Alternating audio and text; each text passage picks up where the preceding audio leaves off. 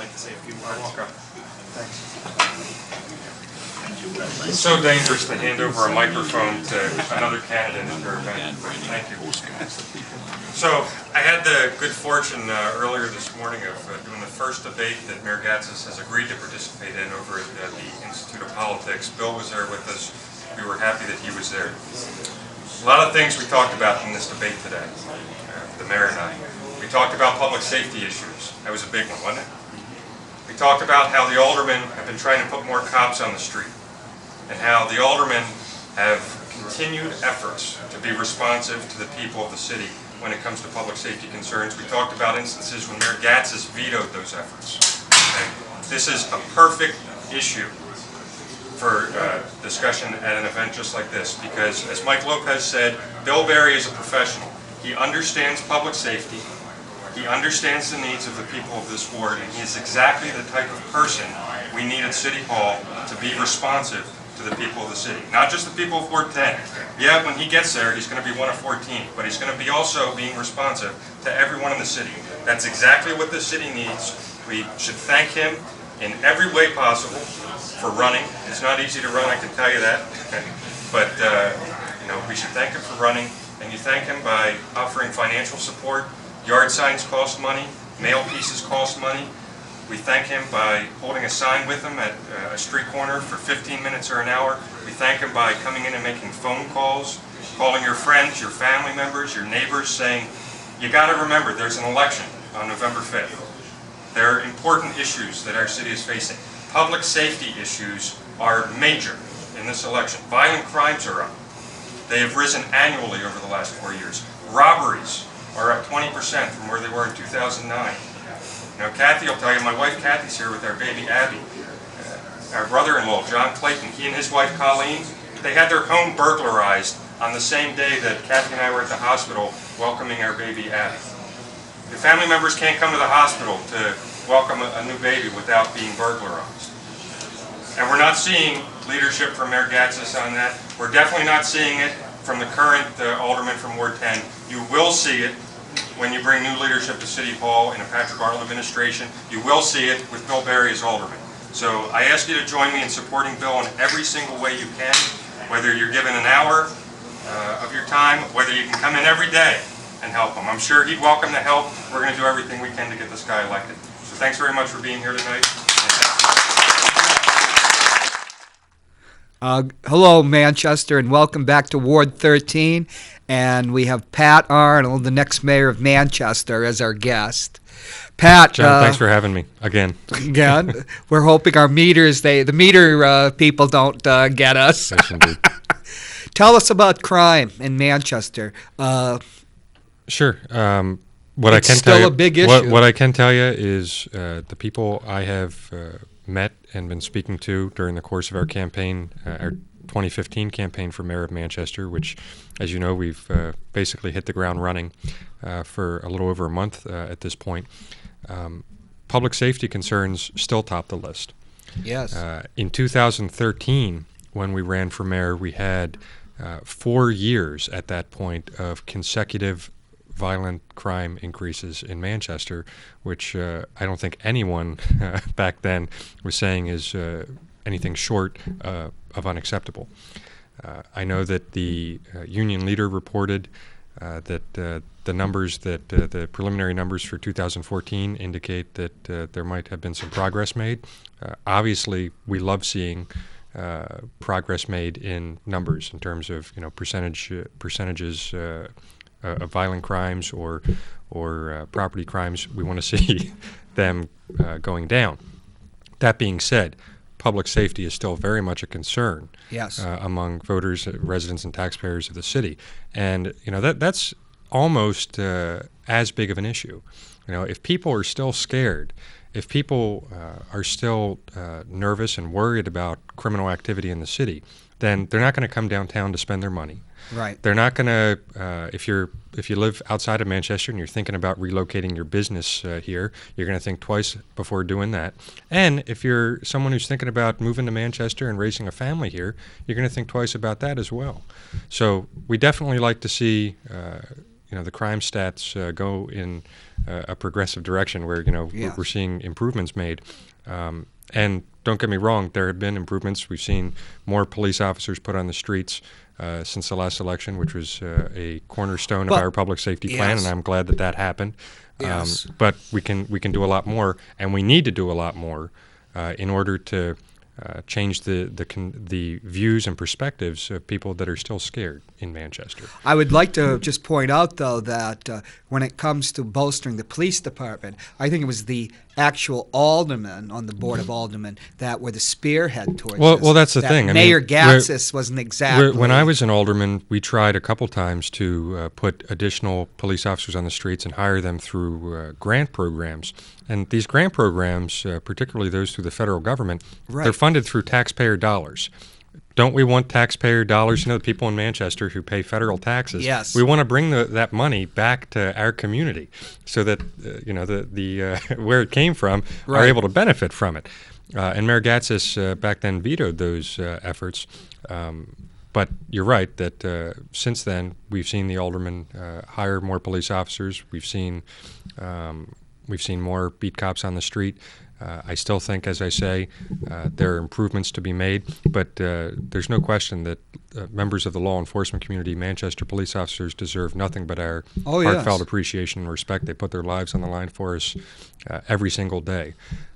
What we really need, though, is to have leadership in the corner office at City Hall that makes it a priority to make sure that those individuals that are responsible for making sure that Manchester is the safest city possible and the safest place to live and raise a family have absolutely all the resources they need to make that happen. And we're going to be talking about our plans to make improvements on that front during the course of this campaign. I'll just point out that I do believe it was the aldermen that were the spearhead, the force trying to get more funding for police.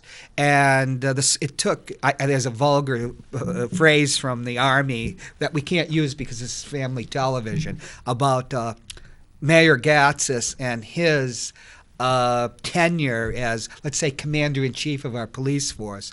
And I think that his inadequacies were shown by the spice epidemic, because Nashua didn't have a spice epidemic. The Nashua police were proactive in going to stores, these mom and pop stores that were selling spice, the potpourri that was laced with chemicals that create a type of synthetic marijuana that people would smoke, particularly street people, to get high.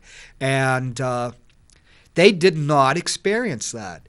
But in Manchester, there was no proactive program. There was no vision to thinking ahead to prevent the spice epidemic. And then once it happened, Ted Gatz's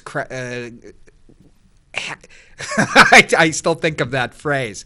He's forced to act. But it wasn't that he's acting, he was reacting. Absolutely true that far too frequently in Manchester, especially in city government, we see reactionary actions, reactionary decisions rather than proactive decisions. We have challenges as a community. We're no longer a small town. We are, the largest community in New Hampshire. We're a city.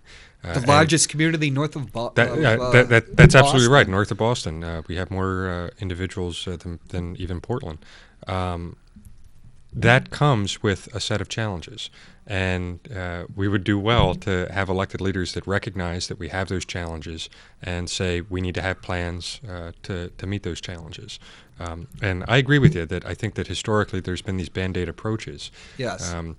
And you'll see an increase in a certain kind of crime, or you said the spice epidemic or something, and then we'll see a response. But then that issue sort of dies down for a little bit.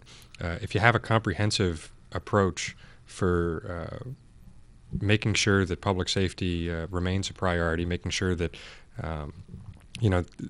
there isn't an opportunity for crime to get out of control again. Right. Then that's how you deal with this problem on a long-term basis. So I join many people in saying that it's frustrating to see these Band-Aid approaches at City Hall. You know, the fact was, Ted Gatzis didn't have a drug policy before the spice epidemic. Yeah. He didn't have anything. Well, but it's, I mean, and I know that drugs certainly are a major concern of individuals in our city. And Throughout the state of New Chief Hampshire. Mara has even said, that this is a challenge that one way or another we're going to have to deal with, and we're probably not going to be able to arrest our way out of this problem. Right. And I think that's fair, and I agree with that. But there are other challenges we face, on public safety fronts in Manchester. I mean, panhandling. Is such that it is. And I remember in the last campaign, Mayor Gatzis says that the panhandlers are getting it. They know that that sort of behavior is unacceptable in Manchester. And my response was, I'm not sure where he's walking downtown, but I don't think they're getting the message. So I think that there are lots of opportunities to improve where we are today. And we're going to be talking about how to do that with new leadership. I just want to briefly say, a lot of citizens will say, oh, well, wasn't Chief Mayor and the police doing more? But Chief Mayor is a department head. But who's the commander-in-chief? That's the mayor. But that's the thing. The buck stops in the corner office at City Hall. Right. That individual, whoever occupies the mayor's office, is the person that is supposed to be directly accountable to the taxpayers and residents of our city. He has absorbed more power from the department heads. Well, there was the charter change back in the late 90s that put more power into the mayor's office. So it's Harry Truman. The buck stops here. But I noticed that when responsibility, when it's time for reckoning, Ted Gatzis becomes what I'd call a rubber band man, He stretches this way, that's why I certainly take notice of this issue when people say, well, if you're saying that we could be safer as a community, that's really a criticism of the law enforcement professionals. And I said, absolutely not. No, not at all. They deserve our thanks. They deserve our appreciation and our respect. Doing a great job. Yeah. That being said, if we have these challenges, you would expect that there are plans coming out of the corner office at City Hall and leadership. You would expect to see the mayor availing himself of the bully pulpit in the way that it was sort of intended, I think, to ensure that, the best plan that we can have to meet these challenges is in place. And then he should go sell it, not only to the aldermen, but also to the voters, and so that they know that the people that they've elected are being responsive to the concerns. Right. There's two, when I was campaigning, going door to door in Ward 10, the two issues, we just touched on one, were crime and taxes. Mm-hmm. Would you like to talk about the tax cap? What would you like to talk about? What are your ideas of how does the city raise the revenue it needs? Sure. First of all, just very briefly on the tax cap, because a lot of people ask me what's my position on the tax cap. The tax cap is the law. Yes, it is. It is the law in Manchester, and people don't need to. Not everyone needs to like it, but that's the law. I'll tell you that Manchester voters have enacted a tax cap in one form or another at least twice in Manchester. The aldermen have every right to override it, as they did this year, but it should, in my opinion, never be the first resort. It should always be the last resort. And to answer your question directly, what would I do to address the financial needs of providing essential city services to residents and taxpayers? There have been far too many missed opportunities to grow the tax base. Projects for the downtown area, parcels that are currently not generating revenue on private owner tax, the tax rolls because they're not currently privately owned. The city owns them. There's lots of properties that the city owns around Manchester that could be better utilized than how they're being used today. If you can maximize the opportunities there, if you can recognize that we have so many opportunities for economic development, which leads to job growth, which leads to a revitalization that in many ways I think people would be shocked at the opportunities that we have here and what you could see in a couple years, in 5 years, in 10 years if we capitalized on these opportunities. But I would much rather be capitalizing and aggressively pursuing opportunities for economic growth and growing the tax base and pursuing these large projects that would be, privately funded. It's not funded by taxpayer dollars. Because when you do that and you have more revenue coming in, Joe taxpayer may not need to have his taxes go up as much as what we saw, for example, in this past budget. And as long as there's opportunities there, I think that we can be, and that we're not capitalizing on, you have to acknowledge we can do a lot better than what we're seeing in terms of fiscal policy at City Hall. Oh, I agree.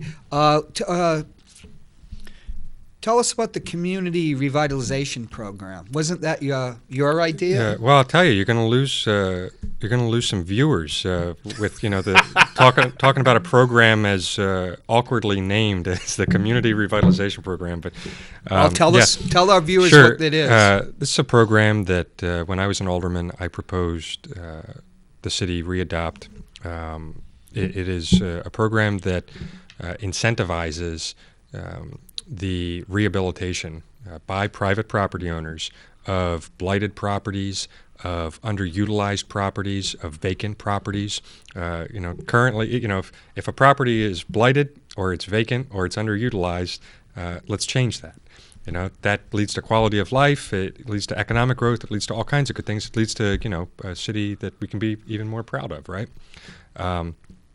Doesn't cost taxpayer dollars. What it does is it does give a tax incentive, allows the property owner to rehabilitate these properties and lock in the amount that they pay in taxes for anywhere between 1 year to 5 years.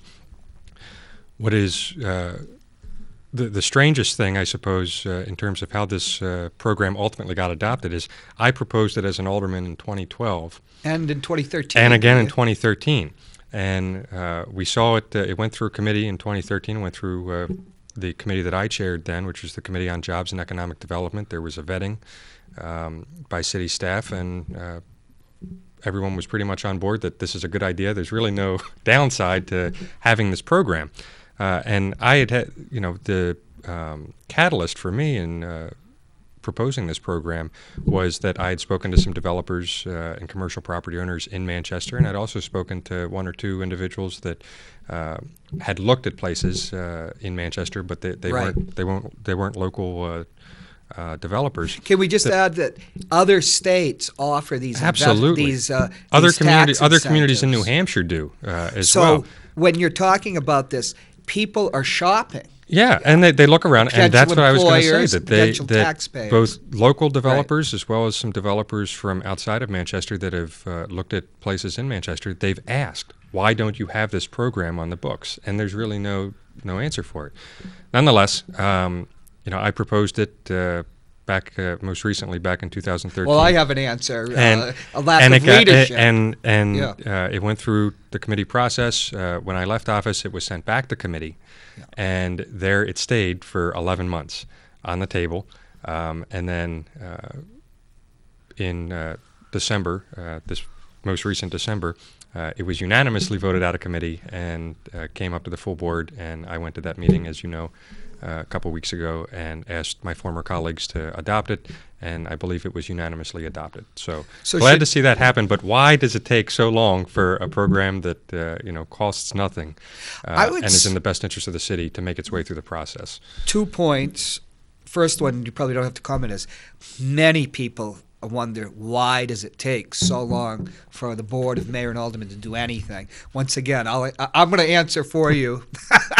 I think a lack of leadership from the mayor's office. But let's get back to the community revitalization program. What you're talking about is an investment in the future, investing in the future, that you actually, anybody that has any inkling of finance or business, you have to make certain investments to get returns in the future. Why is that maxim that you're taught, if you're not taught in high school or earlier by your parents, you learn this when you take your first economics class in college. Why is that such a foreign idea to Ted Gatzis, investing in the future? Remember, I'll leave it to him to answer that question, but I think you're right about it does come back to political leadership at City Hall, and it seems that things are maybe a bit backwards. We Yes. see certain things rush through that are sold as the best thing since sliced bread and ultimately prove otherwise. But then you see things that are seemingly no-brainers that languish in committee for over a year, and that just doesn't make sense. And surely we can do better than that and be more responsive to the needs of the city than examples such as that. Now, I had one of your opponents on 2 weeks ago, Glenn Ouellette, has thrown his hat in again. He told me, and I haven't investigated this, that Bill Binney had wanted to buy the police station. Bill Binney's expanding his TV empire. 2016's around the corner. But he was stymied by Ted Gatzis, who, and Joe Lavassa will tell you, if he doesn't like you, he won't deal with you.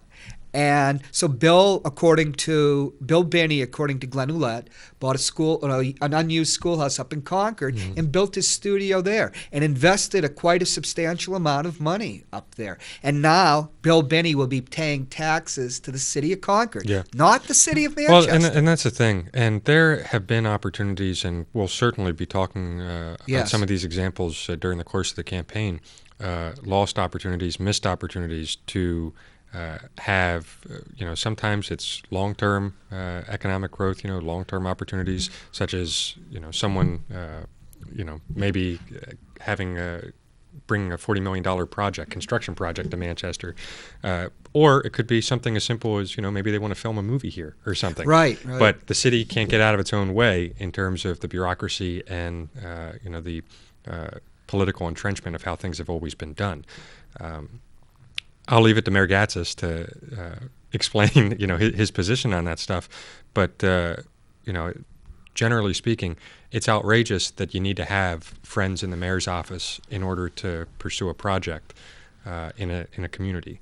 Right. It's Ted Gatzis. It's Ted Gatzis as mayor is about Ted Gatzis. He's not about the citizens of Manchester. I mean, even in a Patrick Arnold administration, you shouldn't have to be personally friends with, with me in order to get something done and, pursue a project in the city. That's not good government, and that's not good for the community. So there's definitely opportunities for improvement in, how the process works when it comes to economic development opportunities in the city. Let's talk about your vision of future for the city. When I was campaigning for state rep, I met a reporter from the Wall Street Journal, and she wanted to see New Hampshire, knocking on the doors. Yeah. And I'll drive John Eric crazy because this was going to resonate. So I took her out to the west side. And we were in the Granite Square area, the Squag, they used to call it. My father lived in the Squag as a boy when the family moved up from Litchfield, the old haunts of the Hopwood family. And she said, oh, my, because one of the streets, people in Douglas Street had really done their triple-decker, very nice. She believed that was, by drawing on her experience of other cities, like, say, a Baltimore. I remember Troy, New York, which was a hellhole, came back. So she thought that it was a symbol of gentrification, and she said, is the city undergoing gentrification? And she didn't say it so much as a question. She just said it was a statement because it was so obvious that Manchester, being just 55 miles away from Boston, which is, according to The Economist, is the 7th most vital economy in the world, that it would be a natural place drawing young professionals who would revitalize the city. And I told her no. And I was rather shocked, too, because when I lived in California and I worked in the Silicon Valley, how great it would have been for 55 miles away for there to be, another state. I just don't understand it because in other states, Manchester would have young professionals, young business people would be here. Not only would they be, investing in the future, but they'd be building the community, rebuilding it and revitalizing it. Can you briefly, we only got 5 minutes Yeah, left. sure. Talk about what I believe commuter rail Sure. is essential Sure. to that, and your vision of the future. Sure, no, I appreciate that. And it's interesting, we hear different terms Yes. for that concept. But what I talk about is a vision I have for the city of where we are, say 10 years in the future. Right. It's certainly about young professionals. And that's what I'll say. I'll say that my vision, what I see Manchester could be in, say, 10 years. Picture any suburb of Boston. Yes. You have a young couple, say it's John and Jackie, and they are thinking about how are we going to spend our weekend. And they say, let's hop on, grab the rail or the train or whatever, and head up to Manchester, New Hampshire. Let's check out Riverfest. Let's check out Riverfest. Let's check out the fine dining restaurant that we just saw an expose in whatever publication. And while we're up there, maybe we want to see other opportunities that the city has. Maybe we've been talking about buying a home. Maybe we want to look at some homes up there, see what the home prices are like. And of course, we want young professionals to settle here. We want them to think of Manchester as one of the best places, if not the best place, to live and raise a family. And what's great about this vision is that John and Jackie, when they're contemplating the prospect of purchasing a home and establishing roots in Manchester, they don't need to have a conversation about the schools. They don't need to have a conversation about the quality of the schools or the crime. challenges or even concerns over public safety, because they already know. And remember, this is 10 years in the future, so where we could be. They know that Manchester public schools are among the absolute best that the state of New Hampshire has to offer. That's not where we are today, but I believe that Manchester could be there. We could be leading in education. We could be leading in job growth and job opportunities, and we could be leading the state, and as you point out, even the region, as being a destination city for young professionals and families. We don't have that right now. We're not seeing that.